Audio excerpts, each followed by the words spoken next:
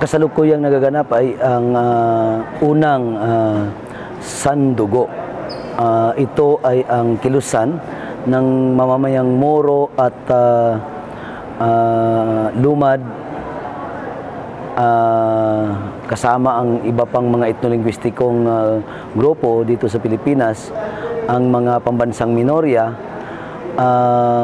para sa sariling pagpapasya. 2 araw ito, nagsimula ito kahapon. Nakataon ito sa panahon ng paglulunsad ng lakbayan ng mga pambansang minorya para sa karapatan sa sariling pagpapasya at makatarungang kapayapaan, Lakbayan 2016. So, mahalaga itong pagbubuo ng sandugo, no?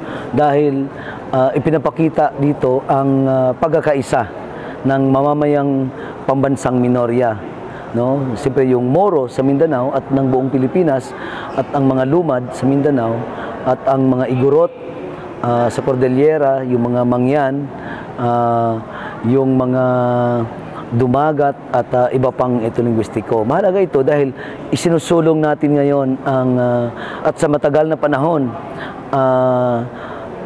batay sa kasaysayan ng bansang Pilipinas, no, ay ang mga pambansang minorya ay patuloy na nakikipaglaban, patuloy na nakikibaka laban sa pambansang pang-aapi, laban sa hindi makatarungang